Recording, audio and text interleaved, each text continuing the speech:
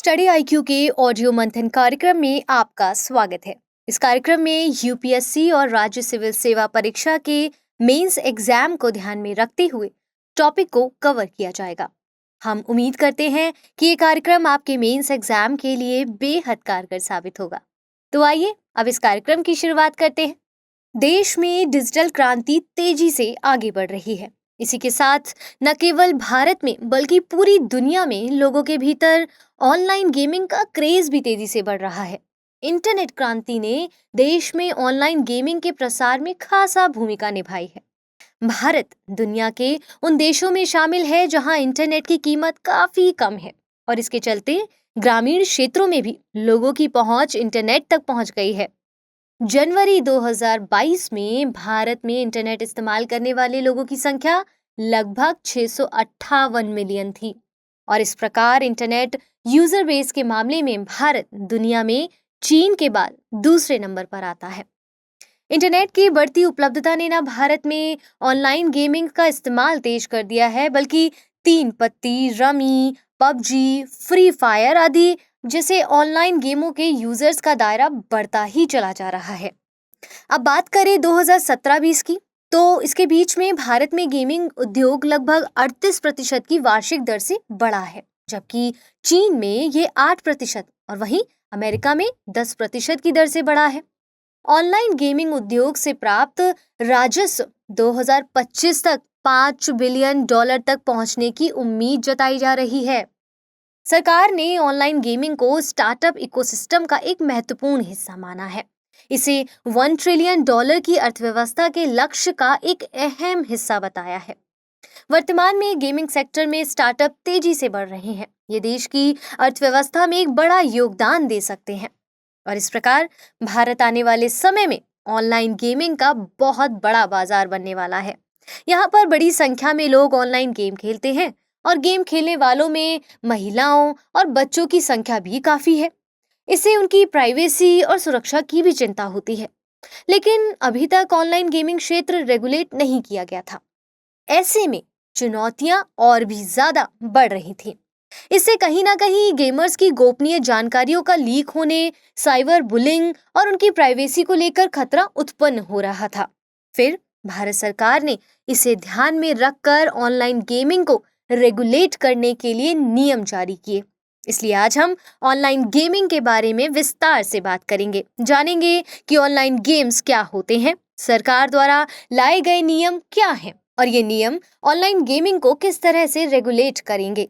विशेषज्ञों का एक वर्ग इन नियमों पर सवाल क्यों उठा रहा है, इस चुनौतियों को कैसे दूर किया जा सकता है, इत्यादि चीजों पर हम बात करेंगे। मगर पहले हमें इन सब चीजों से पहले जानना क्या जरूरी है कि ऑनलाइन गेमिंग्स के नए नियम क्या हैं। आइए उन्हें जान लेते हैं। असल में प्रस्तावित नए नियमों को सूचना प्रौद्योगिकी नियम 2021 में संशोधन के रूप में पेश किया गया है। इसका उद्देश्य गेमर्स की एंगेजमेंट को बनाए रखना और वेरिफिकेशन के लिए तय प्रक्रियाओं और मानदंडों को अपनाना है, ताकि यूजर्स के हितों की रक्षा हो सके। साथ ही कौशल आधारित खेलों से होने वाले संभावित नुकसान से उपयोगकर्ताओं को बचाना भी है। इससे भी महत्वपूर्ण बात यह है कि इस प्रस्ताव में यह परिभाषित किया गया है कि ऑनलाइन गेम किसे कहते हैं। इसके अनुसार ऑनलाइन गेम एक ऐसा गेम होता है जो इंटरनेट पर पेश किया जाता है और एक यूजर द्वारा कंप्यूटर या मोबाइल के माध्यम से खेला जा सकता है, जबकि ऑनलाइन गेमिंग मध्यस्थ का अर्थ एक मध्यस्थ है जो एक या एक से अधिक ऑनलाइन गेम प्रदान करता है। आइए सरल शब्दों में अगर हम इसे कहें तो इसे ऑनलाइन गेमिंग कंपनी कह सकते हैं। नियमों के मुताबिक सभी ऑनलाइन गेमिंग कंपनियों को एक स्वनियामक निकाय का गठन करना होगा, साथ ही खुद का रजिस्ट्रेशन भी कराना होगा। इसके अलावा खेल के परिणाम पर भी सट्टा लगाने की अनुमति नहीं दी जाएगी। स्वनियामक निकाय में विविध क्षेत्रों के विशेषज्ञों से मिलकर बना एक निदेशक मंडल होगा। निदेशक मंडल में ऑनलाइन गेमिंग, पब्लिक पॉलिसी, सूचना तकनीक, मनोविज्ञान और चिकित्सा जैसे क्षेत्रों से 5 सदस्य शामिल होंगे। गेमिंग कंपनियों को ये सुनिश्चित करना होगा कि पंजीकृत ऑनलाइन खेलों में ऐसा कुछ भी नहीं है जो भारत की संप्रभुता और अखंडता, सुरक्षा, विदेशी राज्यों के साथ मैत्रीपूर्ण संबंधों या फिर सार्वजनिक व्यवस्था के खिलाफ काम करेगा। एक मध्यस्थ कंपनी के रूप में ऑनलाइन गेमिंग फर्मों को ऐसे मामलों में अतिरिक्त सावधानी बरतने की भी जरूरत होगी, जहां उपयोगकर्ताओं का केवाईसी, गेमिंग में लगे धन की पारदर्शिता के साथ निकासी और रिफंड व जीत का उचित विवरण शामिल किया गया हो। केवाईसी के लिए गेमिंग फर्मों को भी आरबीआई द्वारा विनियमित संस्थानों यानी बैंकों के लिए निर्धारित मानकों का पालन करना होगा। गेम का परिणाम रैंडम और अप्रत्याशित है। इसे तय करने के लिए गेमिंग कंपनियों को एक रैंडम नंबर जनरेशन सर्टिफिकेट भी प्राप्त कराना होगा, जो आमतौर पर उन प्लेटफॉर्म द्वारा उपयोग किया जाता है जो कार्ड गेम की पेशकश करते हैं। इसके अलावा उन्हें एक प्रतिष्ठित प्रमाणित निकाय से नो वॉच सर्टिफिकेट भी प्राप्त करना होगा। सोशल मीडिया और ई कॉमर्स कंपनियों की तरह ही ऑनलाइन गेमिंग कंपनी को भी एक अनुपालन अधिकारी नियुक्त करना होगा, जो ये सुनिश्चित करेगा कि कंपनी द्वारा मानकों का पालन किया जा रहा है ना। इसके अलावा सरकार के साथ संपर्क अधिकारी के रूप में कार्य करने के लिए और कानून प्रवर्तन एजेंसियों की सहायता करने के लिए एक नोडल अधिकारी की भी नियुक्ति करनी होगी। इतना ही नहीं, उपयोगकर्ताओं की शिकायतों का समाधान करने के लिए एक शिकायत अधिकारी की भी नियुक्ति करनी होगी। प्रस्तावित फ्रेमवर्क के तहत इलेक्ट्रॉनिक्स और सूचना प्रौद्योगिकी मंत्रालय को सभी स्वनियामक निकायों को मान्यता देने और जरूरत पड़ने पर मान्यता रद्द करने की भी जिम्मेदारी सौंपी गई है। मगर फिर भी जानकारों के एक समूह द्वारा इन नियमों में कुछ खामियां गिनाई जा रही हैं। फिर अब सवाल उठना यह भी लाजमी है कि आखिर ये खामियां क्या हैं? आइए अब हम इनको समझते हैं। दरअसल पिछले साल गेमिंग के रेगुलेशन के लिए केंद्र सरकार द्वारा संसद में विधेयक पेश किया गया था, लेकिन अब कानून की जगह सिर्फ नियम बनाए जा रहे हैं। गेमिंग से जुड़े कई पहलू संविधान के अनुसार राज्य सरकारों के अधीन आते हैं, लेकिन इन नियमों को लाने से पहले राज्य सरकारों से कोई परामर्श नहीं किया गया है। ऑनलाइन गेमिंग को रेगुलेट करने के लिए वर्ष 2017 में तेलंगाना ने सबसे पहला कानून बनाया था। उसके बाद तमिलनाडु, कर्नाटक, राजस्थान, असम और छत्तीसगढ़ में भी कानून बनाए गए थे और इन कानूनों में गेमिंग के तहत होने वाले अपराधों को गैर जमानती घोषित किया गया था। इसके अलावा नियमों को राज्य पुलिस द्वारा लागू किया जाना है, जबकि नियमों में राज्यों की चिंताओं का समाधान नहीं किया गया है। संसद में पेश किए गए विधेयक में गेमिंग को रेगुलेट करने के लिए एक आयोग बनाने की जरूरत पर बल दिया गया था, लेकिन इन नियमों में कंपनी के निजी रेगुलेटर को ही मान्यता देने की बात की जा रही है। ऑनलाइन गेमिंग से संबंधित केंद्र सरकार द्वारा गठित समिति के अनुसार ऑनलाइन गेम की आड़ में गैर कानूनी तौर पर सट्टेबाजी और जुआ को बढ़ावा दिया जाता है, लेकिन नए नियमों में सट्टेबाजी से जुड़े ऑनलाइन गेमिंग कंपनियों के कारोबारियों को दंडित करने के लिए कोई प्रावधान नहीं किया गया है। गौरतलब है कि पिछले 4 सालों में ऑनलाइन जुए के शिकार लोगों ने कैसीनो और ऑनलाइन सट्टेबाजी में करीब 1.5 लाख करोड़ रुपए गंवा दिए हैं। इसके अलावा अनेक वर्गों में खुदकुशी, तलाक, दिवालियापन, बेरोजगारी और अवसाद जैसे बड़े पैमाने पर अपराध बढ़ रहे हैं। ऑनलाइन गेम एक्चुअली अनेक तरह के होते हैं और उनमें से एक है स्किल यानी कौशल वाले, दूसरे चांस यानी सट्टेबाजी वाले प्रमुख हैं। इन नियमों में ऐसे अनेक प्रकार के गेमिंग के बारे में स्पष्ट प्रावधान कहीं नहीं दिया गया है।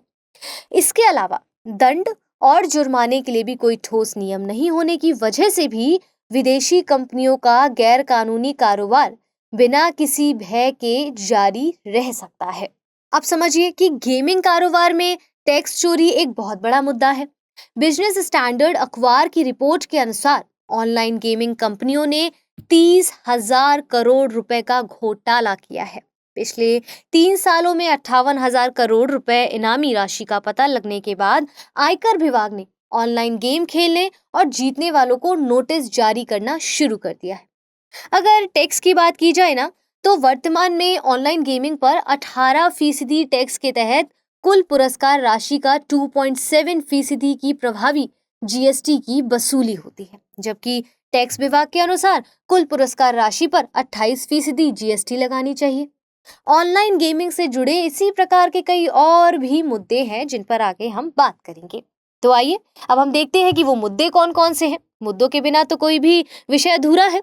तो देखेंगे आप कि तेजी से बढ़ते ऑनलाइन गेमिंग के चलन ने एक तरफ जहां दुनिया भर में सोशल कनेक्टिविटी को बढ़ाया है, वहीं इसने बहुत बड़े सामाजिक स्तर पर खतरे भी पैदा किए हैं।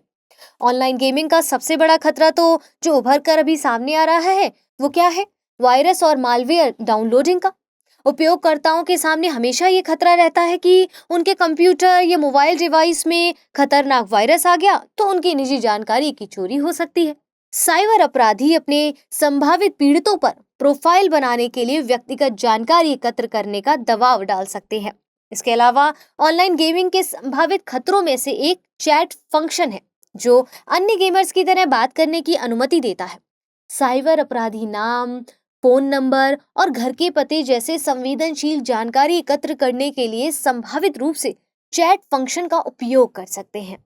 ऑनलाइन गेमिंग से डॉक्सिंग और स्वॉटिंग जैसे प्रमुख नए खतरे उभर कर सामने आए हैं। डॉक्सिंग के अंतर्गत एक्चुअली हैकर्स के द्वारा व्यक्तिगत जानकारी पर कब्जा किया जाता है और इसे ऑनलाइन प्रकाशित कर दिया जाता है। ये एक ऐसा कार्य है जिसे डॉक्सिंग कहा जाता है। डॉक्सिंग का उद्देश्य पीड़ित को दंडित करना, धमकाना, अपमानित करना होता है, जबकि स्वॉटिंग के अंतर्गत अपराधी पीड़ित को डराने की कोशिश में नकली आपात स्थिति की रिपोर्ट करके पीड़ित के पते पर पुलिस को भेजते हैं। हैकर्स के द्वारा गेम के पब्लिशर्स पर सीधे हमला किया जा सकता है और स्रोत कोड से लेकर गेम और उपयोगकर्ताओं के खाते में जमा व्यक्तिगत जानकारी तक सब कुछ अपने नियंत्रण में किया जा सकता है। और इस तरह का एक उदाहरण है जिंगा डेटा ब्रीच का। इसके तहत 172 मिलियन से अधिक खाते प्रभावित हुए हैं और अब तक के सबसे महत्वपूर्ण डेटा उल्लंघनों में से ये एक है।